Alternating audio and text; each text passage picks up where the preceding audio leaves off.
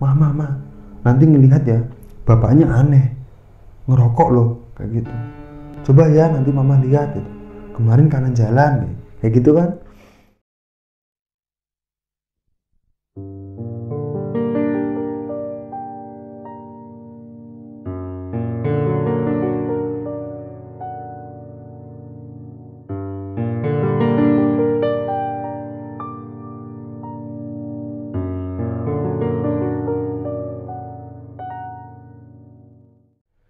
Assalamualaikum warahmatullahi wabarakatuh. Bertemu lagi di channel Horror Voice bersama gue Aldi, dan ini adalah cerita ke 27 di channel Horror Voice. Dan di video kali ini gue akan bercerita tentang pengalaman gue sendiri. Waktu itu gue sekitar kelas 2 atau 3. Jadi gue masih kecil lah, tapi gue ingat banget kejadian itu. Kejadian itu terjadi sekitar tahun 2007 atau 2008. Pokoknya gue masuk SD, terus udah sekolah naik kelas 2 dan mau ke kelas 3. Waktu itu liburan semester, iya gue ingat. Waktu itu liburan semester, terus karena ada keperluan mama gue ada keperluan untuk pulang kampung ke daerah Pangandaran, Jawa Barat. Kalau dulu belum kabupaten sendiri ya, kalau sekarang udah Kabupaten Pangandaran, tapi waktu dulu itu masih Kecamatan Pangandaran. Jadi masih Kabupaten Ciamis waktu itu. Jadi tempat tinggal mama gue orang tua mama gue, nenek gue, itu masih desa ya. Jadi air itu masih jernih, terus hutan-hutan itu masih asri, dan jalannya pun tuh masih terbuat dari tanah, dan udah ada beberapa yang diaspal, akan tetapi pembangunan itu sangat lambat. Jadi aspal tuh udah dibangun dan rusak seperti itu.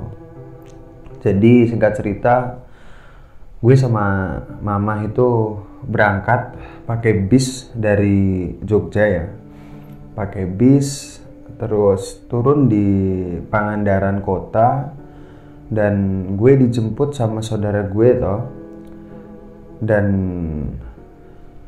saudara gue ini nganterin langsung ke rumah nenek gue itu. Nah, sampai di rumah nenek gue itu ya sekitaran mungkin jam subuh, setelah subuh ya, itu jam-jam 6 pagi, karena waktu itu kami berdua itu pakai bis, itu bis malam dari Jogja. Dari Jogja itu maghrib, seperti itu. Terus kenapa gue sama mama gue ya, itu karena papa itu ada keperluan untuk di sekolahannya, jadi nggak bisa ikut waktu itu. Nah, gue sampai di rumah nenek gue ya, dan nenek gue itu masih ada waktu itu. Terus ya gue sapa, terus ya cium tangan beliau kayak gitu. Nah udah, dan gue malamnya itu menginap di Uwa. Jadi kalau di Jawa itu namanya itu Pak D ya.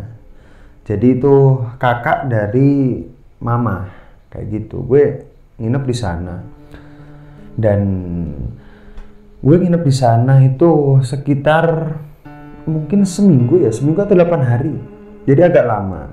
Dan rumahnya Uwa ini namanya Uwa Juhidi ya. Dan beliau sekarang udah meninggal, udah beberapa tahun lalu tuh meninggal. Jadi waktu itu masih ya sehat, bugar masih itu. Dan pekerjaan Uwa itu ya, Uwa Juhidi itu adalah penari ronggeng. Jadi kalau di Jawa Barat sana itu ada sejenis hiburan tarian, itu biasanya dipertunjukkan biasanya di orang nikahan atau orang yang itu berhubungan dengan pesta. Nah, Wajuhidi ini tuh sebagai penari yang laki-laki kayak gitu. Dan kadang-kadang beliau juga itu sering memainkan gamelan ya. Jadi selain menari juga memainkan gamelan sekali-kali kayak gitu, tapi lebih banyaknya sih nari ya. Nah, dan pada suatu waktu uak gue ini tuh ada job pergi ke suatu tempat. Itu tempatnya itu cukup jauh dari desa ya. Oh ya, gue lupa nih. Jadi desanya sebut aja namanya Kalimati.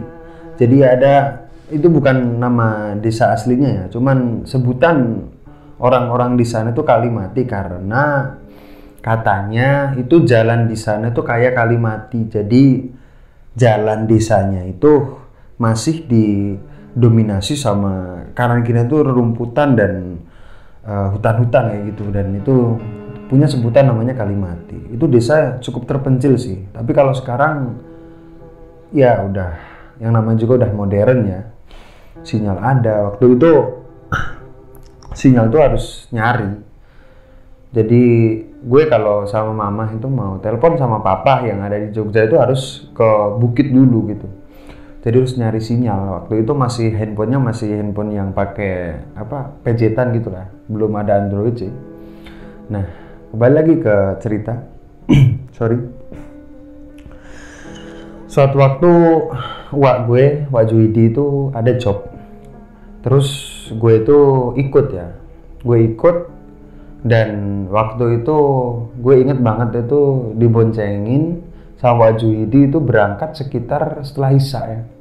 Setelah Isya, dan itu menuju ke desa lain ya. Nah, sampai sana ya memang bener waktu itu ada acara nikahan dan kayak ada panggung gitu. Terus gue itu Wak Juhidi kerja sebagai penari. Terus gue itu dititipin sama temennya uak gue itu yang nabuh gamelan. Jadi yang mainkan gamelan itu gue dititipin situ. Terus gue ngelihat acara itu dan udah sekitar mungkin 5 jam atau 4 jam acara itu selesai, karena waktu itu menunjukkan jam 12 malam. Dan gue pulang ke rumah karena ya mama gue itu sendirian di rumah, dan istrinya Wak Juhidi ini tuh udah tidur karena besoknya itu harus jualan serabi. Serabi itu makanan yang di Jawa Barat itu ya, yang dibakar itu, kalau kawan-kawan semua tahu ya. Dan itu setiap subuh itu harus jualan serabi itu. Jadi mama itu nelpon Wak Juhidi suruh pulang karena nggak bisa tidur ya, karena gue kan ya masih di luar dan gue masih kecil kayak gitu. Nah, gue pulang lah itu sekitar jam 12 lewat. Gue pulang dan gue ngelewatin jalan yang sama seperti yang berangkat tadi. Nah, di jalan itu aspalnya tuh hancur. Jadi itu tuh aspal, akan tetapi hancurnya itu jadi kerikilnya itu kemana-mana ya. Dan kita kalau melewati jalan itu ya harus pelan-pelan karena banyak banyak lubang-lubang di jalan kayak gitu.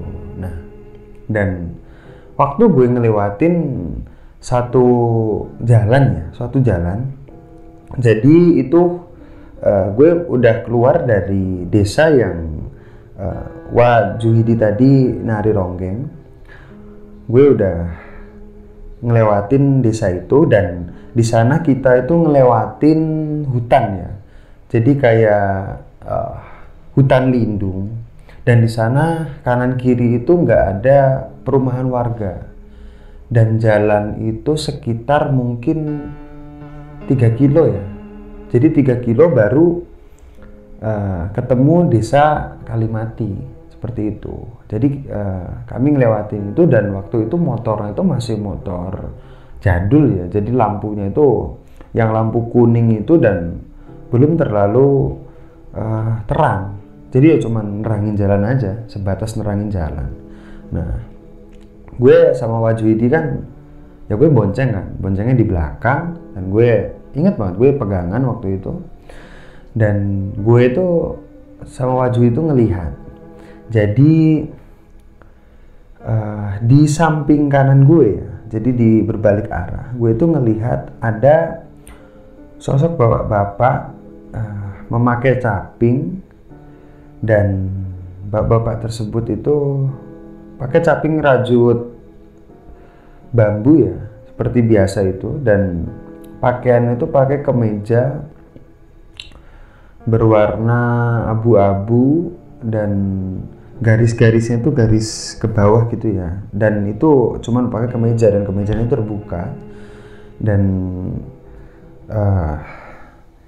pakai celana itu jin yang itu kayak jin panjang tapi di apa ya, di kayak dipotong gitu, jadi kayak ada serabut-serabutnya, dan bapak-bapak tersebut itu sedang jongkok ya, sedang jongkok itu benerin jalan. Jadi kalau siang itu ada beberapa yang jalan yang lubang-lubangnya itu cukup dalam, itu kayak di benerin, dan dibenerin itu pakai ke tanah ya, tanah merah, dan itu ditambal pakai itu, seperti itu. Dan biasanya orang-orang yang nambal kayak gitu itu di sampingnya itu ada kayak ember, dan itu biasanya orang-orang yang lewat di jalan itu biasanya ngasih ke bapak-bapak tersebut, atau mungkin ibu-ibu sih, kadang-kadang ada ibu-ibu. Nah gue ngelihat itu, dan gue tanya sama Wajuhidi ini, "Wah, itu siapa ya?" kayak gitu. Dan Wajuhidi pun ngelihat, dan beliau masih diem aja ya, dan gue ngelewatin sosok itu, sosok bapak-bapak itu ngelewatin, dan gue ngelihat bapak-bapak itu tuh mukanya tuh nggak kelihatan, tapi postur tubuhnya tuh laki-laki ya, dan itu bapak-bapak tersebut tuh merokok. Jadi kayak ada bara api yang itu nyala ya, tapi kalau biasanya nyalanya itu kan biasanya bara api yang terang kayak gitu kan, biasanya waktu rokoknya itu disedot ya, tapi ini tuh bara apinya tuh tetap jadi mencolok warna merah api, dan itu kayak apa ya, nggak redup, jadi nggak redup tapi terang terus. Dan waktu itu ya memang ada asap yang keluar kayak gitu, dan gue agak bingung.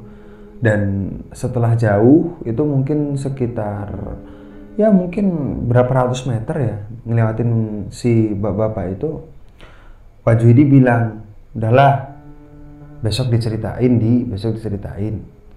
nanti ceritanya sama Mah," kayak gitu. Dan setelah mungkin setengah jam gue sampai rumahnya Wajuhidi ini, dan gue dibukain pintu sama mama gue ya.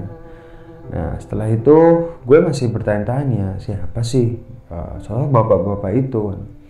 Memang kalau siang sih kerja, masa ini malam-malam, dan itu tengah malam kayak gitu. Itu posisinya bapak-bapaknya tuh nggak ada penerangan, di kanan kita tuh nggak ada penerangan, masa kerja gitu. Waktu itu gue udah mikir kayak gitu ya, kok bisa sih kayak gitu malam-malam loh. Gue udah bisa mikir gitu sih, karena gue orangnya kepoan kayak gitu kan. Kalau belum dapet jawaban, gue masih kepikiran kayak gitu kan. Nah, singkat cerita, gue setelah tidur, dan paginya gue setelah subuh itu gue bantuin gue yang perempuan ya, istrinya Wajuhidi ini, bantuin nyiapin alat barang-barang untuk jualan serabi itu. Nah, dan paginya setelah serabinya udah laku, dan ya udah tutup lapaknya, terus di sana ada gue, mama, sama Wa yang perempuan, karena yang Wajuhidi ini tuh pergi ke sawah ya, meladang kayak gitu kan. Dan gue tanya, dan gue tanya, "Mah, Wak, tadi malam Aldi tuh waktu pulang itu ngelihat bapak tuh di sana, di hutan sana, itu lagi gini, lagi kerja gitu. Dan mama sama Wah yang perempuan itu ya, masa sih gitu, siapa, nanti jurik kayak gitu kan, nanti hantu katanya Wah gitu kan. Dan mama gue kan di sana kan ya bingung ya, maksudnya keseringan cerita-cerita mungkin di Jogja jadi kebawa ke sini kayak gitu kan, gue digituin sih. Nah terus gue itu setelah gue cerita itu dan belum dapat jawaban yang memuaskan ya, itu gue itu minta ditemenin sama Wah yang perempuan, karena Wah yang perempuan itu nyiapin makanan untuk makan siang untuk Wah Juidi yang di sawah, yang di ladang itu. Nah gue ikut sampai di ladang itu. Gue kan sama Wah Juidi sama Wah yang perempuan itu membenarkan gitu, Wah Juidi tadi malam bener kan ada bapak-bapak yang di hutan sana kayak gitu. Dan Wah Juidi pun mau menjawabnya kan agak bingung ya dia tahu tapi agak bingung. Dan Wah yang perempuan, maknya Kang kayak gitu, apa iya Kang, apa iya gitu, iya tadi malam ada gitu, apa yang suka diceritain Mang itu ya, apa yang suka diceritain si bapak itu ya, maksudnya tetangganya kayak gitu. Dan tetangga di sekitarnya Wajidi pun memang beberapa itu ada yang cerita seperti itu, suka ngelihat bapak-bapak dan itu sama, itu merokok ya, karena ada bara apinya seperti itu. Dan Wah yang perempuan sama yang laki-laki ya Wajuidi ini tuh ya kayak agak cekcok agak gitulah, tapi pakai bahasa Sunda dan gue kan ngerti ya, jadi gue diem aja udah ngerti apa yang mereka omongin kayak gitu. Intinya si Wah yang perempuan tuh nggak percaya siapa sih gitu, apa bener yang diceritain tetangga kayak gitu. Dan Wajuidi pun agak sedikit bingung ya menjelaskan kayak gitu. Dan setelah hari itu gue masih seperti biasa ya keseharian di sana. Dan mamah itu tuh keesokan harinya tuh diantar sama gue juga ikut, karena ada acara nikahan saudara gue, tapi itu beda desa dan bukan desa yang beberapa malam yang lalu gue kesana ya, itu bukan, itu di desa sebelahnya lagi kayak gitu kan. Itu saudara gue dan itu ada acara nikahan seperti itu. Dan di sana gue sekitar mungkin 2 malam ya sampai acara selesai. Nah gue dijemput lah sama Wajuidi karena kan waktu itu nggak bawa motor ya, jadi harus dijemput dan nggak ada yang nganterin. Kalau waktu itu pakai jasa ojek itu kayak takut kemahalan biar dijemput aja. Nah itu sekitaran jam 9 malam ya, karena gue sama mama itu harus nungguin saudara itu pada pulang ke Bandung. Ada yang ke Bandung, ada yang ke Tasik kayak gitu kan. Gue nungguin sampai saudara udah kelar, udah pada pulang, terus gue pokoknya yang paling akhir. Terus sekitar jam 9 ngabarin Wajuidi ini, dan Wajuidi itu datang itu sekitar jam 10 ya, 10 kurang lah, 10 kurang mungkin 15 atau 5 menit. Dan gue inget itu, gue ngelihat jam itu ya udah hampir jam 10. Sampai di sana Wah itu rokok dulu ya, karena ya ngobrol-ngobrol sama keluarga yang di sini. Dan setelah itu ayo balik kayak gitu, ayo pulang kayak gitu kan.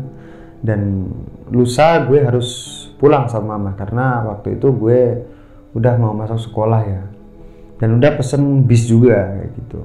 Nah gue pulang dan gue boncengan bertiga. Jadi Wah gue di depan, gue di tengah, dan di belakang mama. Nah dan gue ngelewatin jalan yang sama yang seperti gue sama Wah gue yang beberapa malam itu pulang dari acara ronggeng itu ya. Dan sebelum sampai di spot yang gue itu ngelihat bapak-bapak itu, Gue tanya, Wak, tadi lewat sini enggak? Kayak gitu.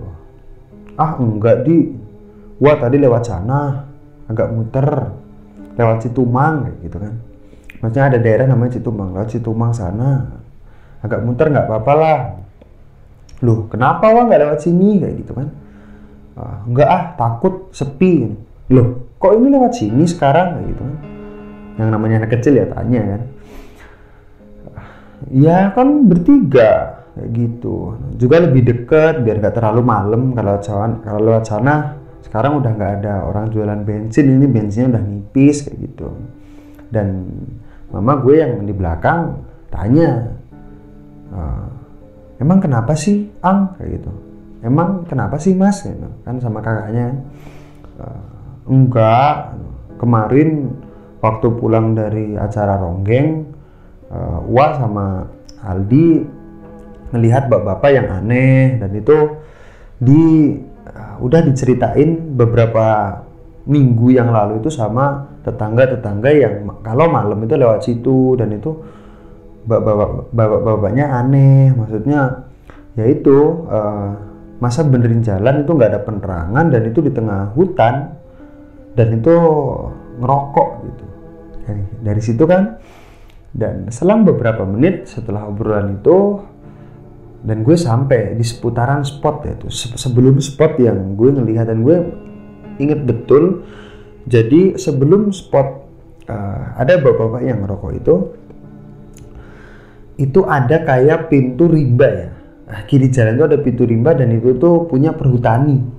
Jadi kayak ada pintu rimba yang itu ngarah ke area kehutanan. Nah setelah gue ngelihat di sebelah kiri ada pintu kehutanan, dan gue bilang ke mama sama Wah itu, Wah mah ini mau ngelewatin bapak yang ngerokok loh. Mah nanti ngelihat ya bapaknya aneh ngerokok loh kayak gitu. Coba ya nanti mama lihat gitu. Kemarin kanan jalan kayak gitu kan.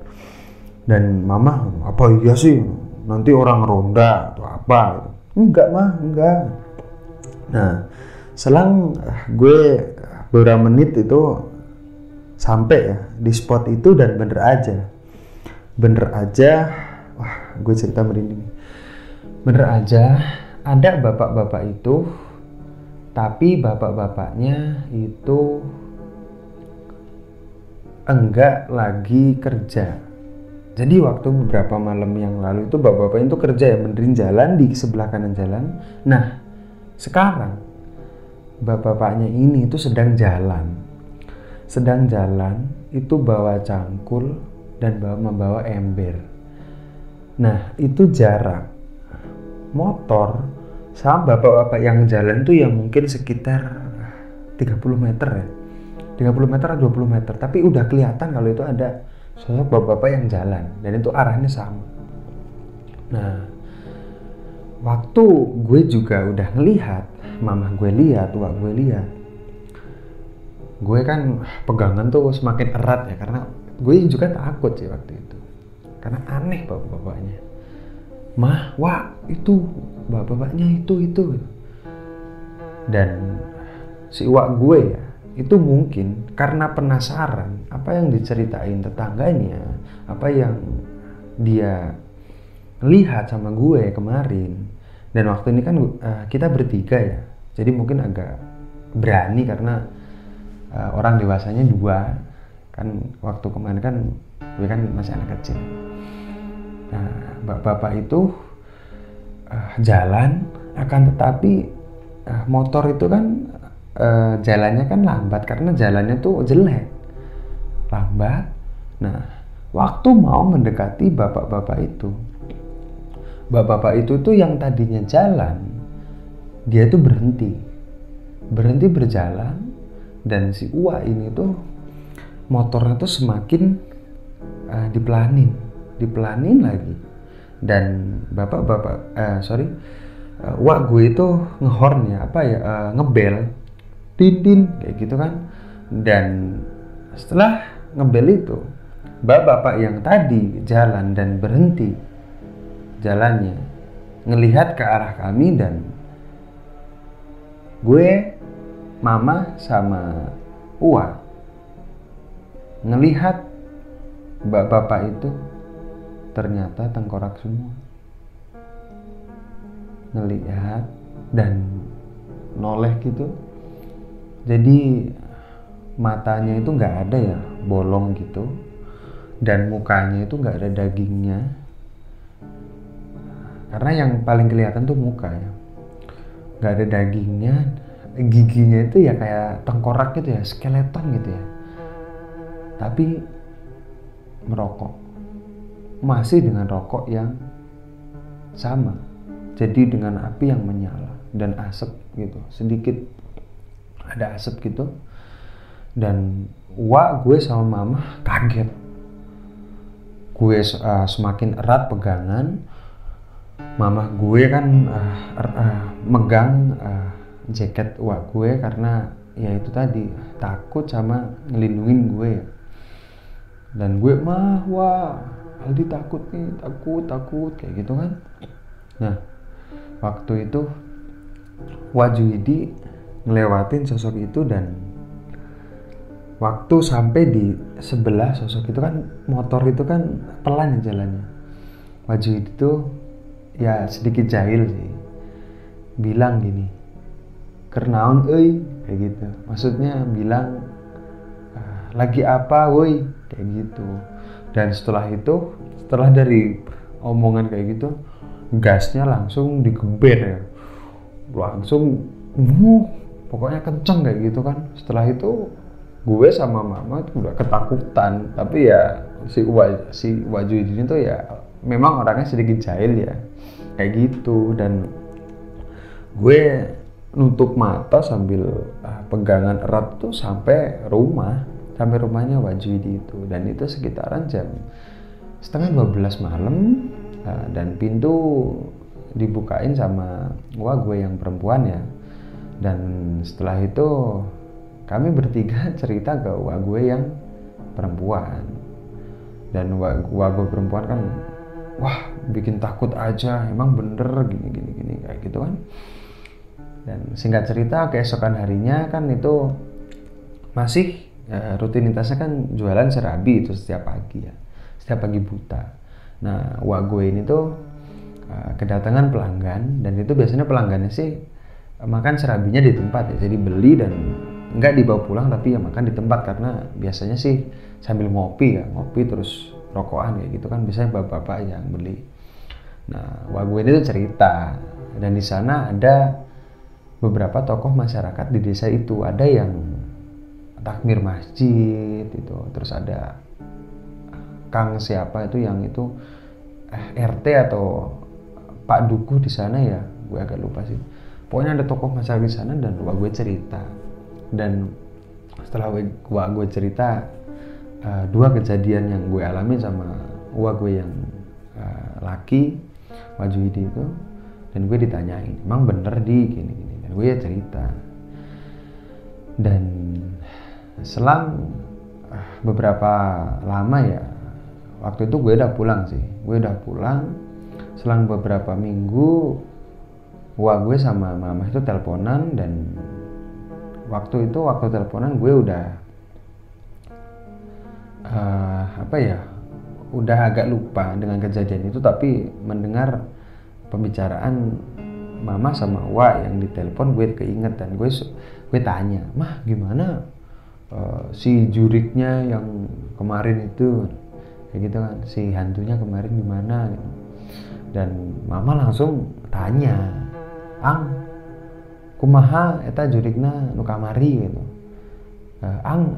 Mas gimana si hantunya yang kemarin kayak gitu. Dan gue itu bilang di telepon, jadi di lokasi itu memang ada si hantu itu, dan hantu itu udah dibersihin ya, karena memang cukup agresif karena suka menampakkan dirinya kayak gitu kan, pokoknya udah dibersihin semuanya. Dan selang beberapa tahun gue kesana lagi, dan itu bertiga sekeluarga kesana karena nengokin gue yang udah sakit-sakitan ya. Itu mungkin udah 6 tahun ke depan ya. Dan gue lewat jalan itu dan gue flashback lagi. Di jalan itu udah aspal karena di sana ada dibangun objek wisata river tubing kayak gitu kan, jadi udah rame. Dan gue cerita ke papa, jadi dulu tuh gini-gini seperti itu. Dan alhamdulillah sekarang ya desa Kalimat itu udah nggak se-creepy dulu ya. Aslinya banyak beberapa cerita-cerita yang ada di desa itu, tapi mungkin yang lebih gue lebih tahu karena gue ngalamin sendiri ya, cuman cerita ini. Aslinya ada banyak sih, cuman gue gak bisa cerita karena ceritanya cuma pendek-pendek kayak gitu kan, dan kurang jelas lah sumbernya seperti itu. Dan terima kasih teman-teman yang udah mau ngikutin channel ini dari awal sampai sekarang ini. Gue banyak terima kasih untuk kawan-kawan semua yang udah dukung channel ini, yang udah mau subscribe, yang udah mau ninggalin komentar yang baik-baik, yang udah mau nge-share seperti itu. Dan gue tutup. Wassalamualaikum warahmatullahi wabarakatuh.